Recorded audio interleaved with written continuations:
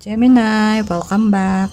Silip po tayo sa kaganapan po sa inyong mga sitwasyon 9 to 31. General reading po ito. Just take what resonates at magsilbing gabay lamang po ang mga positive messages na mapapakinggan po ninyo sa magiging reading natin ngayon.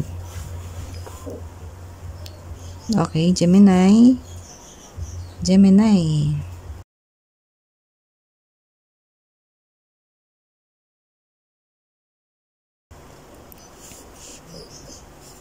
Okay. Feeling ko may iba po sa inyo na gumagawa po kayo ng action. Or pwedeng ginagawa nyo na po. At ang action po na ito ay parang papalapit po kayo sa inyong minamahal o sa taong pinakamamahal mo. Pwedeng ang iba rin po ay bibisita siguro kayo o magbabakasyon kayo sa inyong mga mahal sa buhay or sa inyong nanay o tatay na nasa ibang lugar at matagal mo nang hindi nakakasama.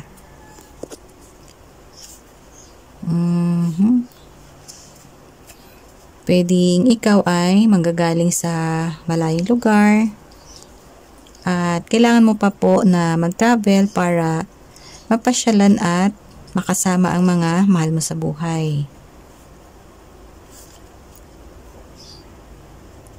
Pwedeng ang iba rin po siguro ay papasyal sa lolo at lola ng mga anak mo dahil sa isang event or may pagtitipon. Ang inyong magiging reunion ay magiging masayang-masaya po. Feeling ko rin ay may mga kamag-anak po ang iba sa inyo na may mangyayari o may gaganapin na isang okasyon. Pwedeng birthday, binyagan, kasalan, at iba't ibang klase po ng okasyon na kayo po ay magta-travel para po makisaya sa gaganapin po na event or okasyon at magkakaroon po kayo doon ng masayang reunion.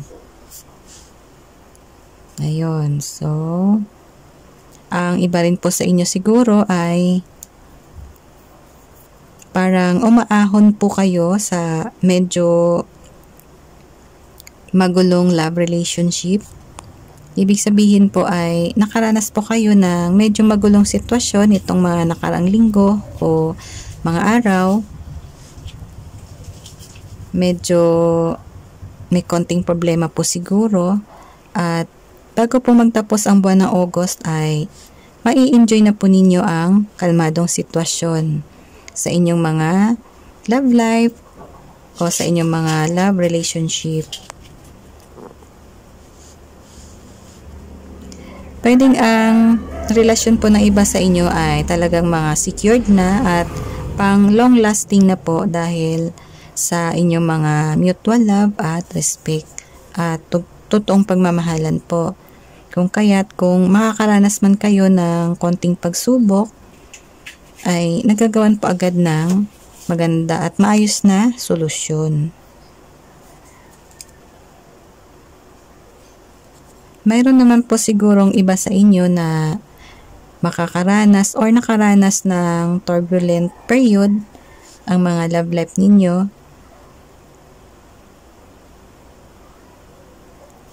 na pwedeng mauuwi po sa committed relationship bago po mag-September at pwedeng mauwi din po sa kasalan dahil nandito po ang ating Four of Wands. So, kahit po nakaranas po kayo ng mga masilimuot na panahon sa inyong relasyon, ay lalo po kayong magkakaroon or nagkaroon ng security at lalong naging stable po ang inyong pagmamahalan dahil po sa inyong mutual love and respect. Kaya may mangyayari po na isang commitment Pwedeng ang iba pong okasyon na mangyayari ay dahil po magkakaroon po ng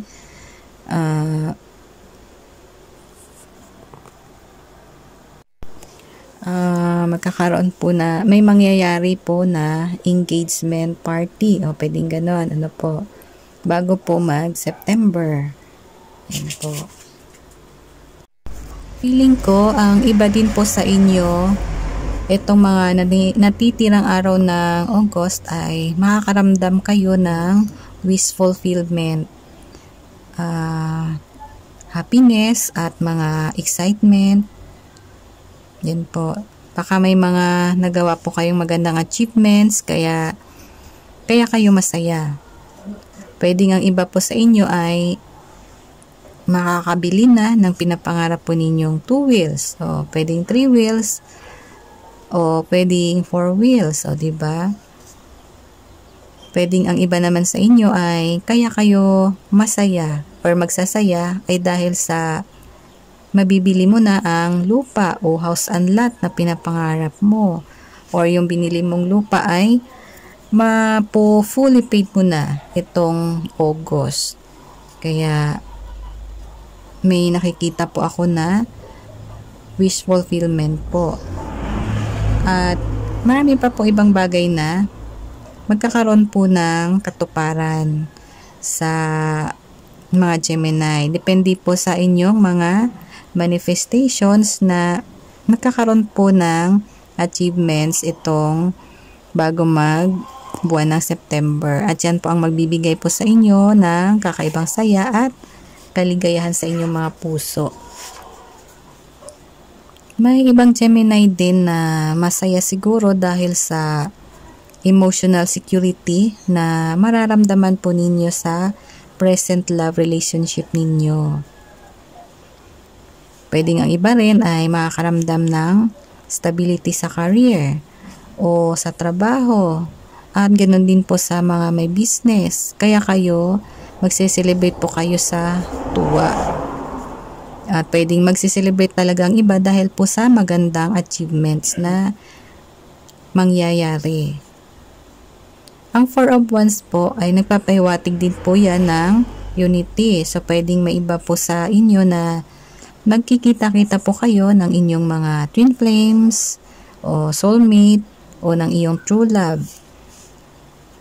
Kaya mukhang may mangyayari po na reunion. Kaya meron po tayong 9 of Cups dito.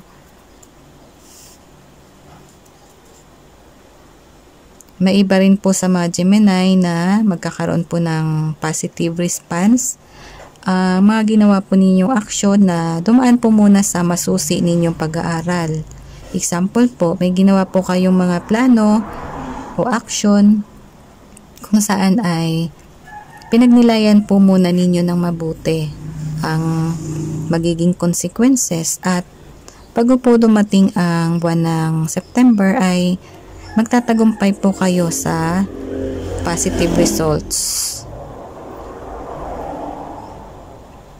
At pwedeng resonate din po ito sa mga sitwasyon ng career ninyo, sa trabaho o sa inyong mga business na meron po kayong ginawang mga bagay siguro na pinag-aralan po muna ninyo ng mabuti bago gawin. At pwedeng action po ito, may ginawa po kayong mga action, bagong plano, bagong pamamaraan, strategy para po sa inyong mga current situation po, at magkakaroon po ng positive response po.